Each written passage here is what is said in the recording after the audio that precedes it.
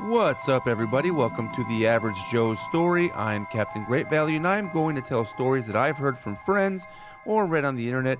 Be sure to like and subscribe if you enjoy this content.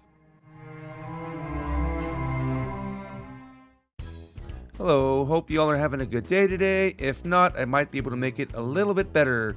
Today, we are going to be talking about public bathroom experiences. Almost everybody has used a public bathroom. But the question stands, what kind of bathroom etiquette do you have? Some people say it's not okay to pass gas in a public bathroom.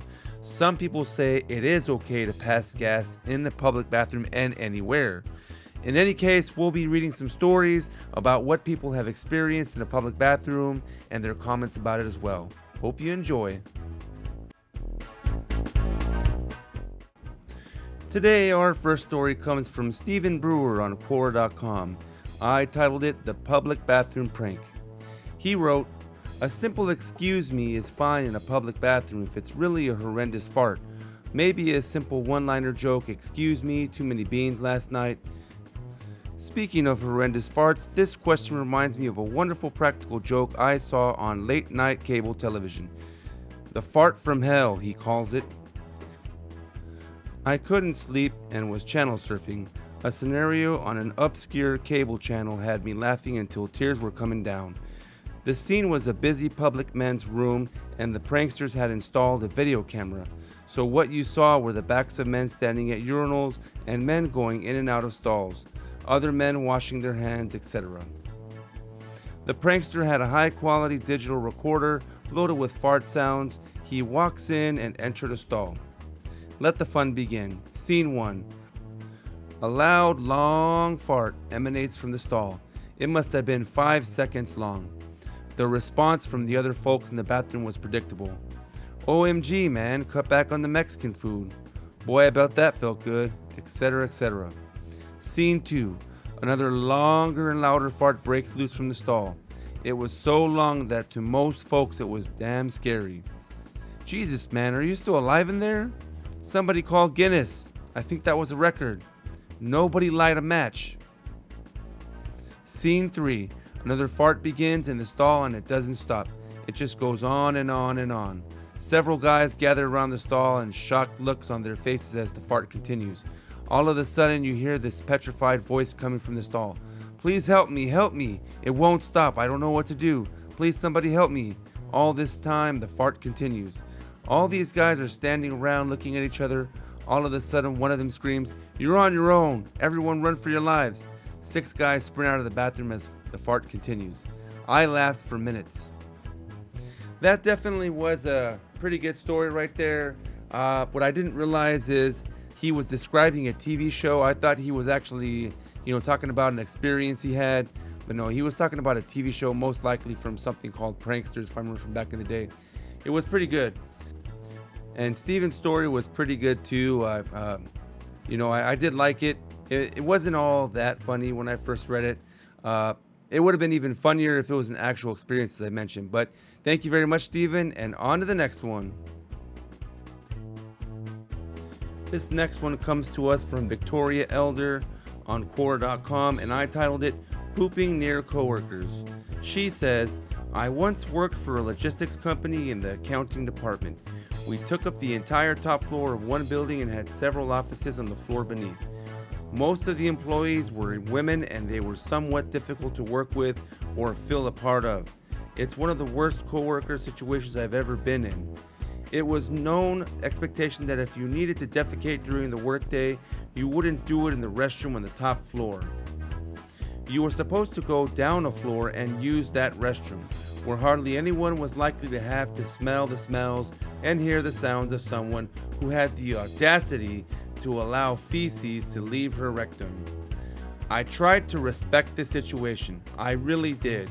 In fact, I much preferred the privacy of the restroom on the next floor and that gaudy 1970s disco gold foil wallpaper. However, I have irritable bowel syndrome. There are times when I don't have much time to make it to the restroom. I certainly don't have time to run down a flight of stairs or take the elevator to the next floor. So there were times when I had to use the ladies' room on the top floor. I could not believe how the women in that office reacted to me needing to use the restroom. After loudly complaining about the smell, "Gee, so sorry that poop stinks," they actually looked under the stall to see who was in the stall. They assumed the smell was coming from identifying the guilty party by her shoes. So of course, when I left the room, my shoes were checked and eventually they figured out it was me. And like high school students, even though we were all much older and supposedly more mature than that, word was spread that I had the gall and bad manners to have a bowel movement in a public restroom. These people openly mocked me and treated it like the juiciest gossip ever. I have never hated working in any place more than that company. So there was a comment also by Laura Harrison on Quora.com. She says, "Shame on those women. I can't believe that was a topic of conversation. They took a normal bodily function and laughed about it. How sad. Women are no longer raised to behave like ladies. There's a time and a place for everything, and work is not the place. Hopefully the bathroom gods have caught up to them and they will think twice before acting so stupid again." I honestly agree. I mean, you gotta use the bathroom sometimes and work. It's happened to me before too, when you can't hold it. Some people like my wife, she can hold it and, for many hours at a time. But sometimes when you really gotta go, you gotta go even if there's a bathroom near all your work colleagues. They just have to put up with the smell or move away or take a break or do something, but it is what it is. It's not your fault or the employee's fault that the company decided to put a bathroom in the middle of the floor where everybody can, take a whiff of it. I honestly can imagine, you're in the middle of a crowded floor right there and there's a bunch of employees and all of a sudden they just start, hearing a flushing sound or maybe even farting noises. And then of course somebody leaves and, they find out who it is, eventually. But I found a clip anyways I'd like to share with you guys. I hope you all like it. It's kind of related to the same scenario where, BMs are from a female and, it happens everywhere, but this is a more funny scenario. Hope you enjoy it. You know what I think about poetry?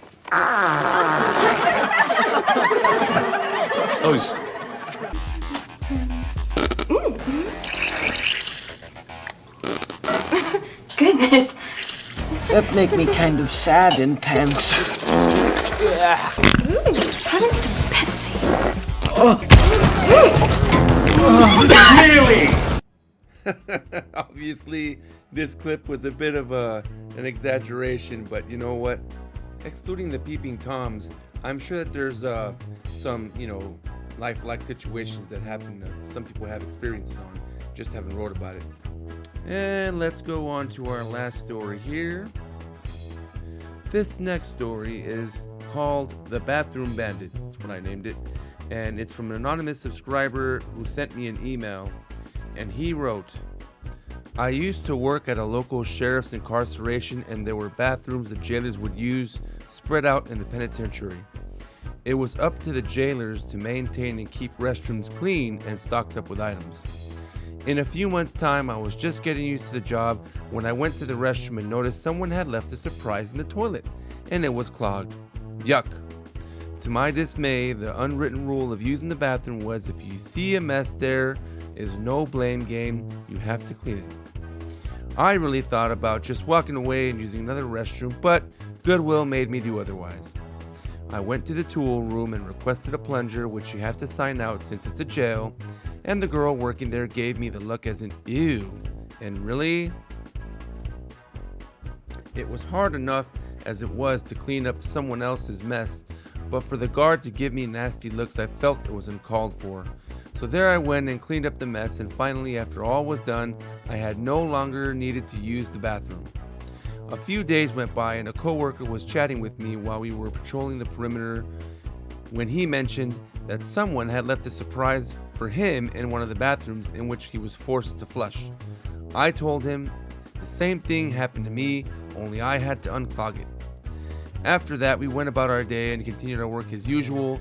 2 days passed by and it happened to me again, in a different bathroom, and this one was clogged as well. I went to the tool office again, and the guard was a male this time, and he said, "Are you dropping literal deuces or what?" I said, "It wasn't me. This is the second time I'm cleaning up someone else's mess." And he just laughs and shook his head and as he handed me the plunger. A week passed by, and I trained myself not to use the bathroom anymore in a 9-hour period. As I went to relieve the guard from the late shift, our boss made an announcement on the radio and it ordered for everyone to meet in the mess hall. Usually when she calls everyone in, it's to let us know that they found contraband and where to keep an eye on the prisoners. Everyone was sitting down when she said, "This will just take a moment." She took a breath and made an annoyed face and said, "We are all adults here, every one of us. So whoever is using the commode and leaving their waste behind, please stop. I had to clean up someone else's mess a few times, and that is ridiculous." Everyone turned to look at one another and snickered and went back to work as usual. People started spreading around this name for this so-called individual. They named this person the Bathroom Bandit. The Bathroom Bandit never stopped leaving clogged surprises, but he did take a break for a month or so, or maybe I just never noticed since I stopped using the bathrooms at work. I ended up leaving the job and found out from an ex-coworker that the Bathroom Bandit was caught and transferred to the watchtower permanently so that he no longer can leave his mess for other people to clean. Well, all I have to say about that is pretty disgusting and very, very unthoughtful. I'm all for, you don't want to unclog it because of the fact that, they had to ask for a plunger and every now and then, but I mean, every single time, I'm just like, I don't know. Yeah, I don't think that I think he did it on purpose. So let me know in the comments what you think about this guy who eventually was caught. Honestly, if I was the boss of that place, I probably would have just fired him. I mean, people have been fired for less, but I mean, what they did was they just transferred him out to a watchtower and they just washed their hands of it there. And I guess what really happened was, if he's just in that watchtower the whole time and there's a bathroom in there, I'm sure the other person that's gonna relieve him of his duty is gonna notice there's a rancid smell coming from inside there. So obviously he'll have to clean it himself. Yep, that's all my stories for the day. Hope y'all enjoyed it. Hope it made some of y'all laugh and think about it next time you guys use a public restroom. If you're the loud one, or if you're the silent one, or if you're the one that doesn't do it until your own private bathroom. Anyways, you guys, leave a comment on any of these stories that you think, and let us know what your experiences are, and they might just show up in my next video. Thank you so much, and have a great day or night. Thank you so much for watching, and if you really like this content, don't forget to hit that like and subscribe button. See you on the next one.